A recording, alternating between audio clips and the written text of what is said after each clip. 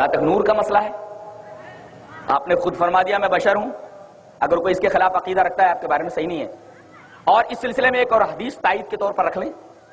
حدیث اس طرح وعن عائشہ رضی اللہ تعالی عنہا قالت قال رسول اللہ صلی اللہ علیہ وسلم خلقت الملائکۃ من نور وخلق الجان من مارج من نار وخلق آدم مما اوصف لكم رواہ مسلم فی کتاب الزہد. حضرت امام مسلم اس حدیث پاک کو ایسے کتاب الزہد کے اندر لائے. کتاب الزہد کے اندر یہ حدیث موجود ہے حضرت عائشہ رضی اللہ تعالی عنہا سے.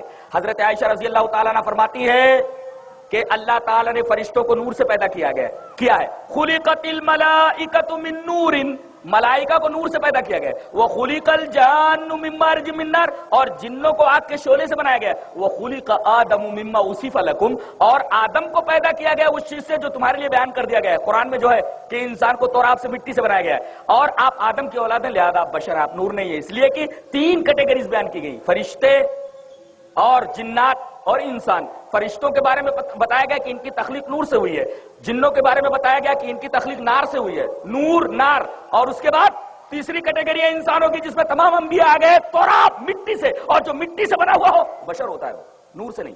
اس لیے کہ کیٹیگریز 3 ہیں، نور، نار، تراب. الگ الگ کیٹیگریز، اس کو اس میں، اس کو اس میں، اس کو اس میں داخل نہیں کیا جا سکتا. الگ الگ کیٹیگریز. یہ تو ایسے ہوا مرد کو عورت بنا دینا، عورت کو مرد بنا دینا، اور ایک سیارہ دوسرے سیارے کے مدار میں داخل ہو جائے. سورج چاند کے مدار میں، چاند سورج کے مدار میں، نظام عالم درہم برہم ہو جائے گا. ہر ایک کی کیٹیگریز ہیں، الگ الگ آربٹ ہیں جی. تو یہ ہوا کہ نبی کریم صلی اللہ علیہ وسلم بشر ہیں. ایک مسئلہ اور،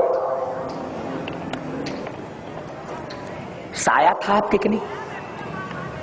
سایہ تھا کہ نہیں؟ سایہ تھا. دلیل اس طرح وعن عائشہ رضی اللہ تعالی عنہ ان رسول اللہ صلی اللہ علیہ وسلم كان في سفر له فاتل بعير لصفیہ فقال رسول لها رسول الله صلی اللہ علیہ وسلم ان بعيرا لصفیہ وفي ابل زینب فضل فقال لها رسول الله صلی اللہ علیہ وسلم ان بعيرا لصفیہ تل فلو اعطيتها بعيرا من ابلك فقالت انا اوتی تلك اليهودیہ قال فتركها رسول الله صلى الله عليه وسلم ذا الحجة والمحرم شهرين او ثلاثة لا ياتيها قال حتى يئست منه وحولت سريري قالت فبينما انا يوما بنصف النهار فاذا انا بظل رسول الله صلى الله عليه وسلم مقبل رواه احمد في مسنده.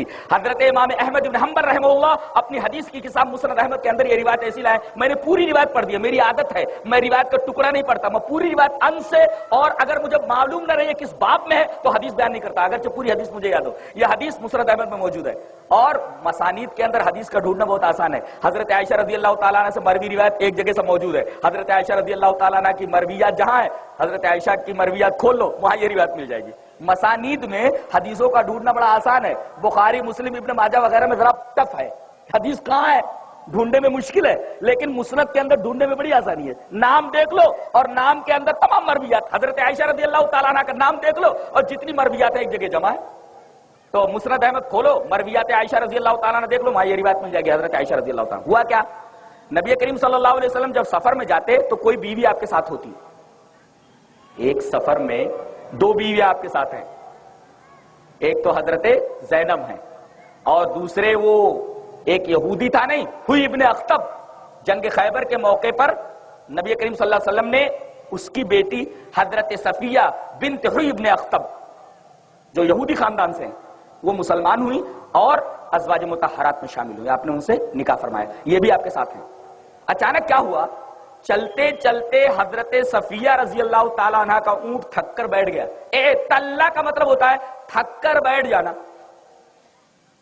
وفی ابل زینب فضل، اور حضرت زینب رضی اللہ تعالیٰ عنہ جو آپ کی بیوی ہے جو ساتھ میں ہے دوسری، ان کے پاس ایک فاضل اونٹ تھا. تو نبی کریم صلی اللہ علیہ وسلم ان کے پاس آئے اور کہا کہ زینب ان بعیر لصفیہ تلّا، ارے دیکھو صفیہ کا اونٹ تھک کر بیٹھ گیا ہے، پارو کتنا بھی اٹھتا نہیں ہے، بہت تکلیف ہے، اور سواری کر کے اس کو لے جانا بہت تکلیف کا باعث ہے، اور تمہارے پاس فالتو اونٹ ہے دے دو اس کو. سوکن ہوتی ہے چاہے نبی کی بیوی کی ہو. کہنے لگے فقالت انا اوتی تلک الیہودیہ، میں اس یہودیہ کو اپنا اونٹ دوں گی، میں اس یہودیہ کو اپنا اونٹ دوں گی. راوی کہتے ہیں کہ نبی کریم صلی اللہ علیہ وسلم کو بہت برا لگا. فَتَرَكَهَا رسول اللہ صلی اللہ علیہ وسلم ذَا الْحَجَّةِ وَالْمُحَرَّمَ شَهْرَيْنِ أَوْ ثَلَاثَةً لَا يَأْتِيهَا. نبی کریم صلی اللہ علیہ وسلم جب واپس آئے تو حضرت زینب کے پاس جانا چھوڑ دیا. راوی کہتے ہیں کہ 2 مہینے یا 3 مہینے شک ہے. محرمہ ذَا الْحَجَّةِ وَالْمُحَرَّمَ شَهْرَيْنِ أَوْ ثَلَاثَةً 2 مہینے یا 3 مہینے لا يَأْتِيهَا آپ ان کے پاس نہیں آتے تھے. یہاں تک کہ حضرت زینب مایوس ہو گئی. حَتَّى يَئِسْتُ مِنْهُ حضرت زینب فرماتی ہے میں تو آپ سے مایوس ہو گئی تھی کہ اب میرے پاس نہیں آنے والے ہیں. کتنی بڑی غلطی میں نے کر دی, خواہ میں اونٹ دے دی ہوتی. نبی کریم صلی اللہ علیہ وسلم اسی وجہ سے مجھ سے ناراض ہو گئے. اور جس کھاٹ پر آپ بیٹھتے تھے وہ کھاٹ انہوں نے کھڑی کر دی. وَحَوَّلْتُ سَرِيرِي اور میں نے وہ کھاٹ جس پر نبی آ کر میرے کمرے میں بیٹھتے تھے میں نے وہ کھٹیا کھڑی کر دی تاکہ کوئی جس کھاٹ کے اوپر میرا نبی بیٹھتا کوئی دوسرا نہ بیٹھے. انہوں نے کھاٹ کھڑی کر دی. وَحَوَّلْتُ سَرِيرِي میں نے وہ کھاٹ کھڑی کر دی. کہتی ہیں کہ ایک دفعہ میں دوپہر کے وقت دروازے کے پاس کھڑی ہوئی تھی, بالکل اچانک دوپہر کا وقت تھا, چلچلاتی دھوپ تھی, میری نگاہ سڑک پر گئی گھر کے سامنے. دیکھا کہ ایک سایہ زمین پر پڑا ہوا ہے, آ رہا ہے. میں نے کہا کہ اتنی گرمی کے عالم میں زمین پر کس کا سایہ پڑ رہا ہے, کون آ رہا ہے ادھر سے.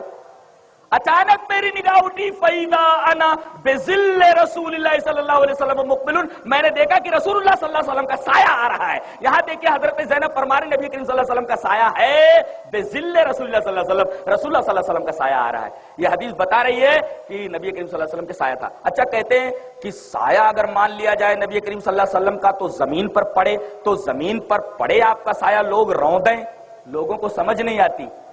سایہ کبھی بھی روندا نہیں جا سکتا. سایہ اگر زمین پر کسی کا پڑا ہوا ہو آپ اس کے اوپر پیر رکھیں نا تو کبھی نیچے نہیں رہتا, فوراً آپ کے اوپر آ جائے گا.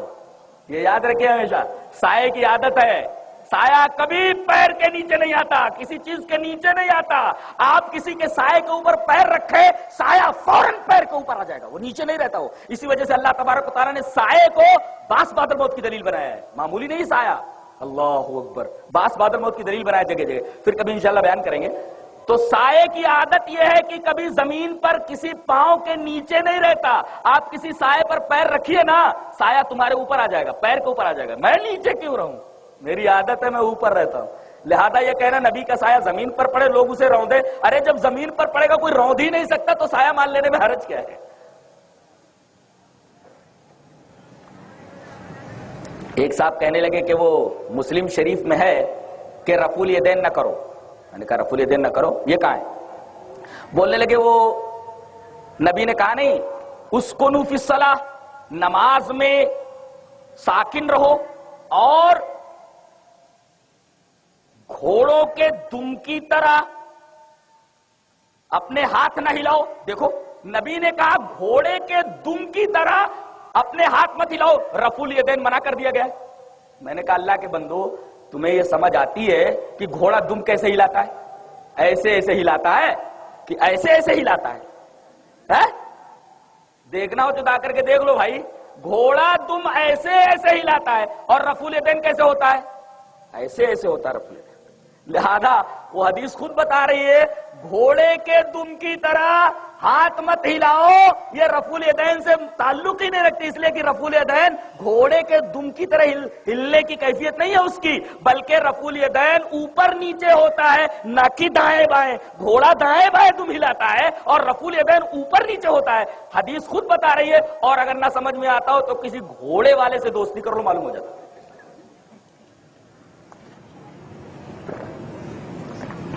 تو نبی کے سایہ بھی تھا,